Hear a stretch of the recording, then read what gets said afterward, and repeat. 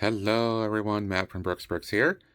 And in today's video we're going to take a look at the start of a MOC project that's been a long time on my list and very exciting. Stay tuned.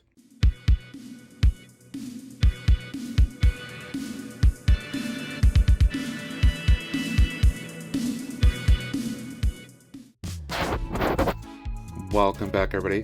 Today's video is going to be kind of a part one, maybe with multiple parts. Depending on how my progress goes along with this. But this is a MOC project that I've had in the back of my mind for a long time. It's the next part of my industrial area, and something I'm very excited about, which you might think a little odd, but yeah. It's actually a industrial chemical processing plant that's going to be run alongside my my train lines. So this is part one, because this is kind of an in-progress look to give you an idea of what this is, what I've done so far, and where I'm going with it. I'll say the inspiration for this came from just real life more than anything else. Just seeing these kind of things out in the real world. And with my Lego city, I want to have some real life-inspired industrial things. And obviously Lego will never build this stuff on their own. And I don't know that even third parties really are doing this kind of thing either.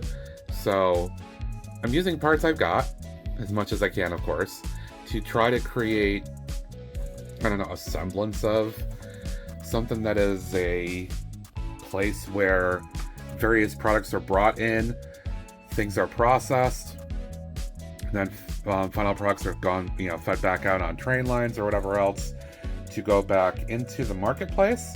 Obviously it's going to have a very industrial look,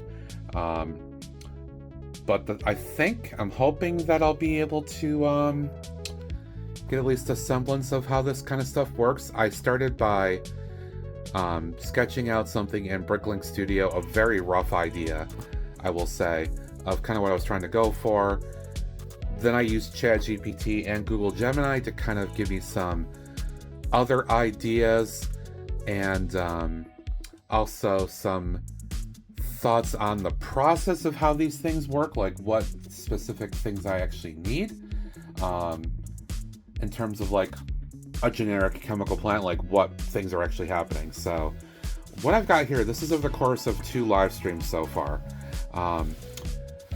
As of this video, the most recent thing I worked on was actually, this is kind of the control room area.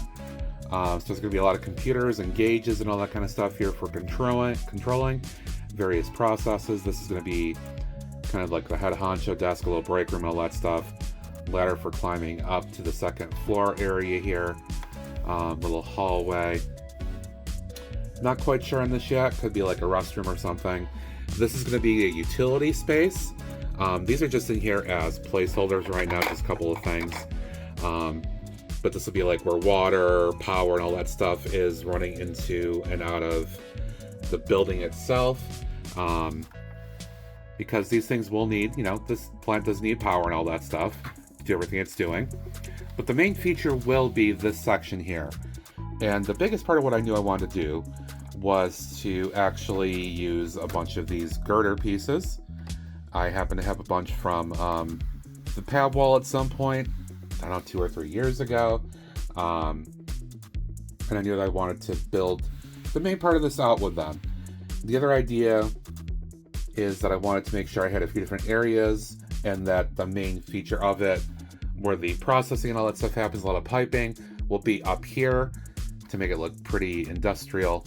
And then because train lines will be running through here, marked by these at the moment, I wanted to also have a central area that would also be a part of the filling and offloading process, in addition to the spaces here. You can see there's a central hallway that goes down and around the plant here. These are all placeholder tanks at the moment, but I'm going to probably keep them in there and just refine things a little bit. And that these will be places where products are offloaded into the plant and they're stored here. Then they get taken up into the processing area, which will be up here. Everything happens. You have chemical processes that are going on. to create different things. So I'll have a bunch of tanks and different things up here, a lot of piping, that'll be the idea. And then final products will be brought back down into this area, for example, and that they can then be offloaded from the plant to the trains or to a vehicle or something like that, whatever the case may be. So that's kind of where I'm going with it. There's gonna be a lot of detail, hopefully, to come into place here. A lot of what you see are just placeholders right now. I'm working on building out the framing and trying to at least establish something with it. I like where it's going so far.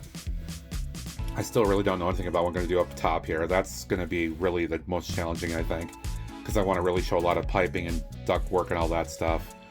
But I do like how these look. I think that looks fantastic. And having, you know, natural features like a control room and all that stuff, I think are a big part of it. And just other stuff here too. I think it's going to come out really good. I've been excited about this for a long while, and we'll see how this develops. But again, this is just part one, and there's much more to go.